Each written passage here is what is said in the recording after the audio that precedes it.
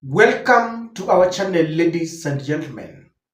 Apparently, Kenyans have decided that they are going to give William Ruto sleepless nights. They are not giving William Ruto a chance to breathe. Kenyans understand well that William Ruto ascended to power as a result of some assistance from the international community. Now, they have decided that in the wake of the problems that are emanating from the very government, they are now reporting the government to the same international community. And this does not resonate well with William Samoei Ruto because they are now complaining that Kenyans have formed a penchant of sending emails to the international community. Anytime the government, for example, decides to invite a certain president or a king to visit the country, Kenyans jam their website with a lot of mails warning them not to come to the country. And this has angered William Samoei Ruto. And he sent the government spokesperson, Isaac Mwaura. And Isaac is warning that it is very unpatriotic to wash our dirty linen at the international level, that we expose Kenya to every other Tom, Dick, and Harry instead of trying to conceal our problems. And he's saying that sometimes even in a family, people fight, but you don't have to tell all your neighbors that there's a problem in your bedroom. I want us to look at this and dissect it because there seems to be a problem that is deeply rooted behind the very happy facade that William Ruto and the entire government is giving us. Lies a big problem. Kindly subscribe to our channel, click the notification bell, please like and share videos. Thank you very much once again for your continued support. Kindly watch Isaac Mwaura. Kuna wachache ambao wangelipenda kuharibia hii nchi sifa kwa vizingizio kwamba hakuna usalama. Na tunaona pia Wakenya, na ningependa kuwarai Wakenya wenzangu, wengine wanaanza kuandika hizi barua huko, barua pepe, wakienda kushtumu serikali katika asasi za kimataifa. Haitakufaidi wewe Mkenya. Ni vizuri hata kama tuna tofauti zetu za hapa mchini, lakini katika kiwango cha kimataifa tuonyeshane kwamba tupo pamoja. Wengine hata wanaanza kusema kwamba wageni mashuhuri wasije kutembelea nchi hii. Itakufaidi nini wewe Mkenya kwamba unasema kwamba yani huienzi nchi yako? Hamna nchi yoyote ambayo haina tofauti zake. Hamna nchi yoyote ambayo haina pengine dosari kidogo kidogo, lakini unakuta kwamba tukiungana tunasonga mbele kwa pamoja na tunasuluhisha masuala yetu. Ladies and gentlemen, I want us to go straight to the statements of Isaac Mwaura. For Isaac Mwaura to talk about this, there is a reason why he's doing this. What are some of the reasons that has informed a whole government spokesperson who should be briefing us on very important matters to pick on a matter that we thought was so trivial about emails that Kenyans sent abroad? Number one, I understand that Kenya had invited the King of Netherlands to come and visit our country because since last year, June, when Gen Zs invaded parliament and engaged government in a fierce battle when they rejected the finance bill 2024, I understand that there has never been a high-level visitor in the country. And William Ruto wants to bring someone at least to show the whole world that Kenya is safe. And when Kenyans realized that Nairobi embassy had invited the King of Netherlands, they jumped the website and they were telling Netherlands not to allow their king to come to Kenya because Kenya is unsafe. And they were linking this to the rampant abductions. In fact, this happened when Besigye was abducted in the country, and the other lady from Tanzania, that activist, was also abducted from Nairobi. Then I understand there are about 5 Turkish nationals that were also abducted and extradited back to their country.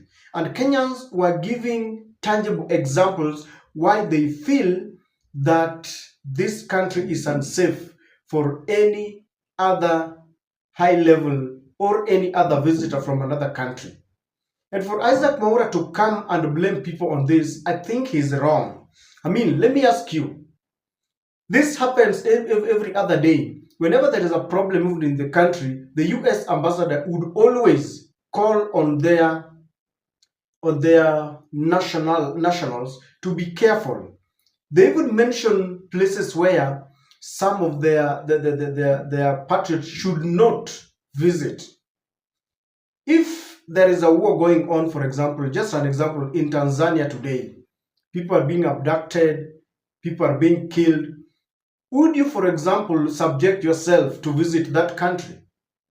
You would not. So it is Kenya itself that is exposing, itself to the whole world. Whenever there are abductions, we have got international media that is capturing what is happening in the country.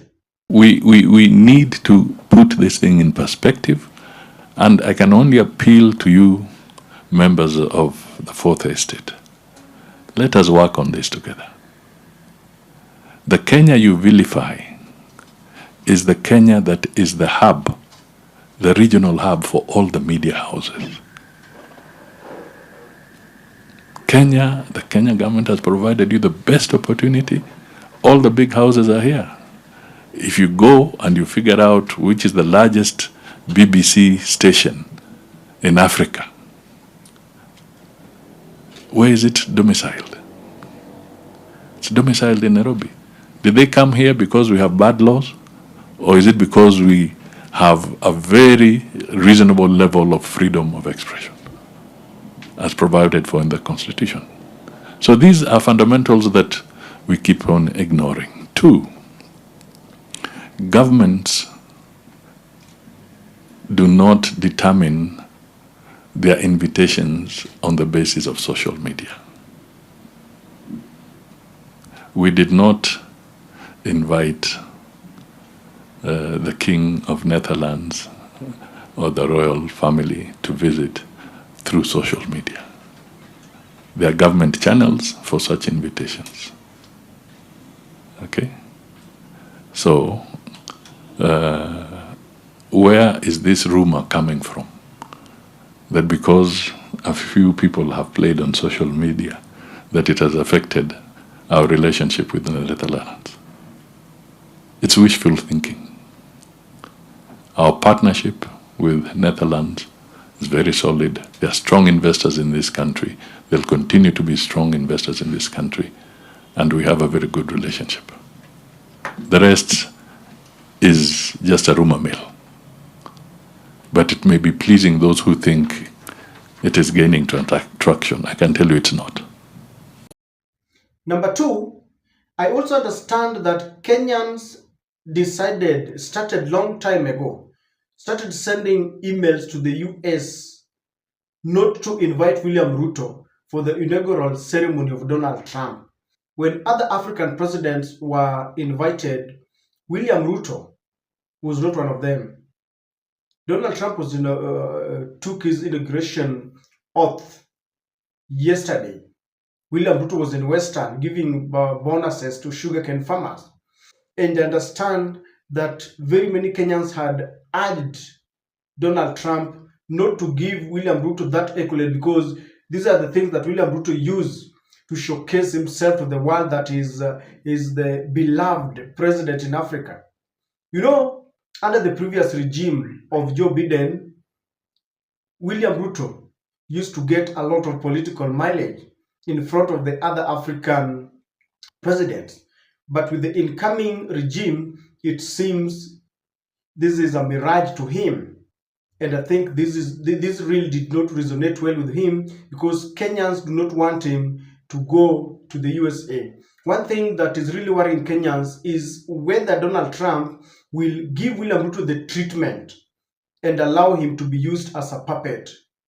when we saw additional policemen going to Haiti, Kenyans were really scared that maybe Donald Trump has accepted William Ruto and they are going to continue from where Joe Biden left.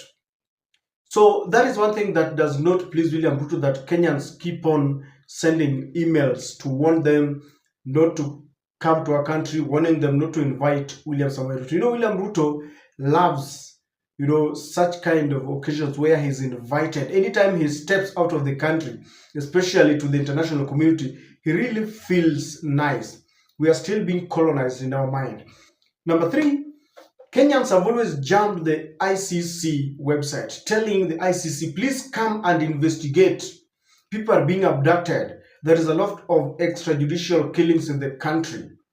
And this is exposing William Ruto. And of course, the government does not like it. That is why it prompted the government spokesperson, Isaac Mwaura, to warn Kenyans. And maybe William Ruto would always want to present himself as a person who is accepted, who was elected overwhelmingly. He says it was across the tribal boundaries. But now, when BBC and CNN and the international media report that William Ruto is being rejected, it is the direct opposite of what he has always told the international community, and he does not like this. I don't want to think about the statements of Isaac Mwaura, but I feel it has really gotten into their nerves.